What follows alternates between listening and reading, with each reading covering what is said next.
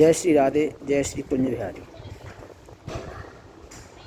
भीष्म एकादशी, निर्जला एकादशी 6 जून शुक्रवार को मनाई जाएगी। उस दिन सभी भक्तों को घड़ा का दान, घड़े में जल भरकर उसके ऊपर चीनी, पंखा, शरबत, फल, ऋतुफल आदि धरकर संकल्प करके ब्राह्मण को दान में देना चाहिए। इस एकादशी का नाम निर्जला और भीमसेनी एकादशी क्यों पड़ा, इसके बारे में हम आपको बतला रहे हैं। यदि आपने हमारे चैनल को सब्सक्राइब नहीं किया है, लाइक नहीं किया है, तो कृपया कर लाइक कर लें। आपके एक बार लाइक करने से हमको सुविधा होती है और हम आपके लिए नया वीडियो और आप तक पहुंचा सकते हैं। तो आइए बताते हैं कि इसका नाम निर्जला और भीमसेनी एकादशी कैसे पड़ा।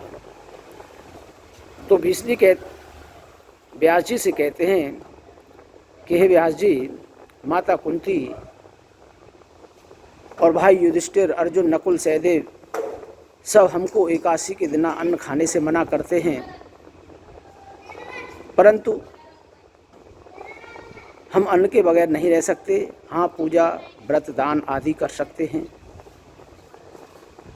तो व्यास जी ने कहा कि हे भीष्म जी, यदि आप नरक को बुरा और स्वर्ग को अच्छा समझते हैं तो आपको एकादशी वाले दिन अन्न नहीं खाना चाहिए और उस दिन उपवास अवश्य रखना चाहिए। तो भीष्म बोले, हे पितामह, कि हमारे पेट में वृक वाली नाम की अग्नि है, आप पूरे दिन उपवास की कह रहे हो, हम एक क्षण बगैर भोजन के नहीं रह सकते। यदि हाँ, साल में कोई एक आध व्रत हो तो उसको हम अवश्य कर सकते हैं। जब व्यास जी ने ऐसा कहा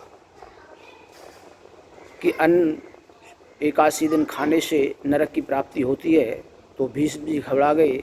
तो उन्होंने फिर व्यास जी से यही कहा कि कोई साल में ऐसा व्रत बतलाइए जिससे एक बार हम उस व्रत को रख सकते हैं। तो व्यास जी कहने लगे, हे भीष्म जी, ज्येष्ठ पक्ष के कृष्ण पक्ष की एकादशी, शुक्ल पक्ष की एकादशी आती है, उस दिन आपको निराहार व्रत रखना चाहिए। तो भीष्म जी ने ऐसा ही करा। एकादशी वाले दिन बगैर जलपान किए व्रत को रखा। तो इस प्रकार जब भीष्म ने इस व्रत को किया तो इस एकादशी को भीष्मसेनी एकादशी के नाम से जाना गया और उन्होंने पूरे दिन बगैर जल निराहार किया था, तो इसलिए इसको निर्जला एकादशी के नाम से भी जाना जाता है। तो इसलिए इसको निर्जला एकादशी के नाम से, 2 एकादशी इसका नाम, दोनों नाम इसके एकादशी के पड़े, तो इसलिए इस एकादशी का नाम निर्जला एकादशी है। ये 6 तारीख को मनाई जाएगी। जय श्री राधे, जय श्री माधव, जय श्री कुंज बिहारी।